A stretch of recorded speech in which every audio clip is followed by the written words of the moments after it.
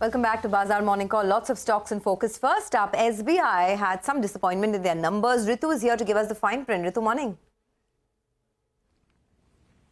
Good morning, Sonia. Yes, the numbers were below street expectations. Profits declined by about 35%, but this was also because of a one-time exceptional item of 7,100 crores in the quarter, mainly because of pension and DA relief-related provisions. The net interest income was up about 4.5%, while the other income remained flat in the quarter.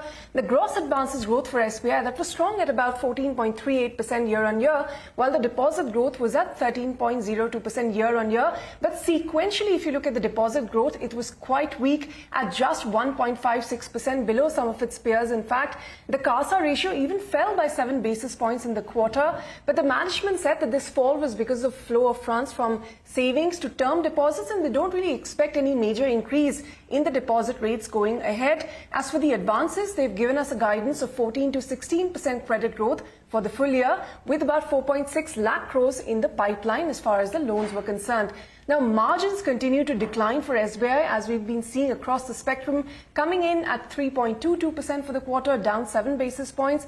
Now, in their interview to us, SBI did indicate that even with some deposit repricing that is left, there will be no more than 2 to 3 basis point hit on the margins. Asset quality improved. Gross NPAs at 2.42% and net NPA flat sequentially at 0.64%. Slippages came down to rose to 5,046 crores.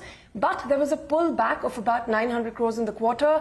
This was largely on account of one large SME account which slipped, which the bank will look to restructure. Capital is comfortable, but the management indicated they may raise some equity if there was a need. There was a 70 basis point hit on the overall capital adequacy because of the higher risk weights. They've also indicated, that in future, perhaps they expect an improvement in deposit growth and maintain the asset quality at the current levels. All right, thanks a lot for that, Ritu. Well, I'm going with deep green for Tata Motors because there was no fault in these numbers at all. Spectacular set of numbers is what the company reported this time, and there have been multiple price upgrades that have come in on Tata Motors. So let's just go through the earnings. Big beat compared to analyst estimates as well as what they did same time last year. So the JLR EBITDA margins came in at 16.2%. The estimate was 15.1%. It's a 430 basis points year-on-year bump up in JLR EBITDA margins. And this is the second consecutive quarter that the company has raised their EBIT margin estimates. The guidance for the full year has been raised.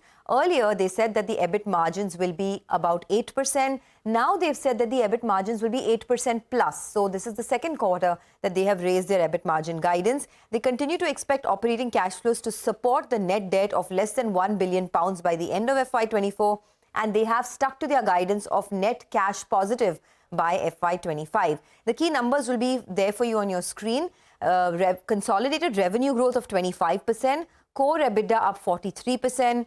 Consolidated margins have improved 300 basis points year-on-year at 13.9%, and the profit is a big beat, coming in at 7,000 crores versus 2,958 crores same time last year. Even JLR's numbers have been very strong, so going with green over there. Okay, all right, green on Tata Motors, so that's the one we're going to be tracking. But the stock that refuses to leave the limelight is Paytm. Last 2 days, down in lower circuit. Ritu joins us to give us a quick update on that front. Ritu? Nigel, from major irregularities in their KYC process to submission of false compliance reports, concerns about the group's commitment to principles of transparency. I mean, there have been a series of lapses, we understand, regulatory lapses, because of which RBI acted on Paytm Payment Bank, and these have, continued over the last 5 years. The first big concern is around the KYC anti-money laundering rules violation. While we understand there was absence of KYC for lakhs of customers, there was PAN validation failures, there were instances of one PAN being linked to more than 1,000 customer accounts. RBI's inspection, we understand, also shows that the total value of transactions was running into crores in some cases for accounts, which was far beyond what is allowed in minimum KYC wallets. There was also an unusually high number of dormant accounts. Our sources said as many as 31 crore out of 35 wallets were inoperative, and all this led to concerns about misuse, about money laundering concerns. The second big issue was the fact that the bank did not really maintain an arm's length distance in dealing with promoter group entities. The financial financial and non-financial businesses were commingled. There were, the bank also failed to disclose substantial payables to the parent entity, and all of this is why you saw RBI placing the bank under severe restrictions. All right, Ritu, thank you very much for that. And we'll keep going back to her with more updates on this important story. UPL is another one which was going to be in focus. Numbers, of course, I mean, the loss was much greater than what was expected with UPL. But, what next is the question for the stock. Sonal is here with some details. Sonal, morning. Good morning, Prashant. Well, yes, the loss was bigger than expected, but the recovery, that has been pushed as well as per management. Let me take you the numbers first up. The revenues declined 28%. The EBITDA was down 86% on a YOY basis, much lower than estimates. The operating profit margins at 4.2%. That compares with a poll of 10.7% and compares with 22% on a YOY basis. The loss at 1,600 crore rupees were compared with a loss which was expected at around 483 crore rupees. The company says it was led by a pricing decline of 24%. The volumes declined 5%.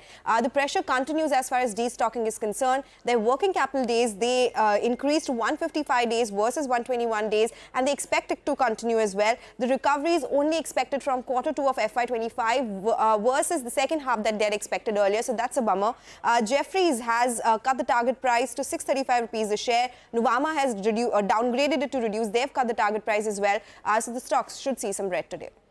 All right, thanks a lot for that. Well, a good set of numbers coming in from IndiGo Aviation this time around. In fact, if you look at the numbers, they were better than what the street was estimating. And it's the 5th consecutive quarter that IndiGo Aviation has reported profits. Now, no prizes for guessing this one. This industry has been booming, and that's factored into IndiGo Aviation, which has, which has a monopoly in most routes in the metros especially. So if you look at it, the revenue growth has come in at 30% at 19,450 crores. The EBITDA, which is the EBITDA plus lease rentals, is up 61% at 5,475 crores. The core EBITDA has come in at 5,149 crores versus the estimate of 4,400 crores.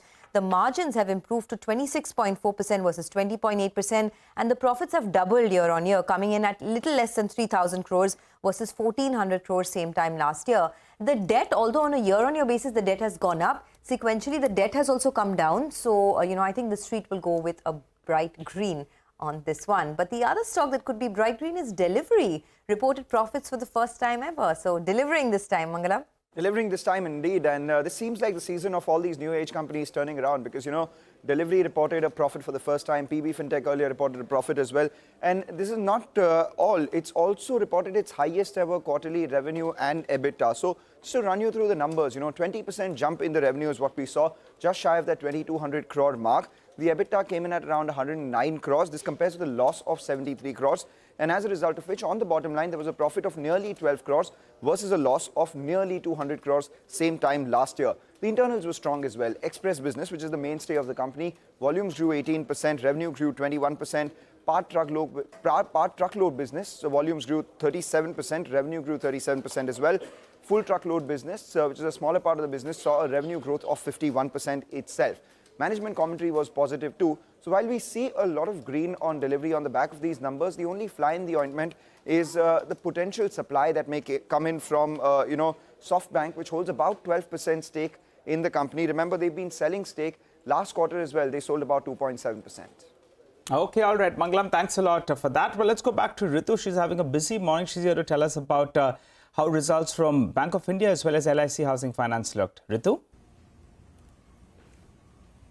Nigel, Bank of India was below what the street was estimating, but the good part was the asset quality, which is the best that we've seen in at least 9 years or more.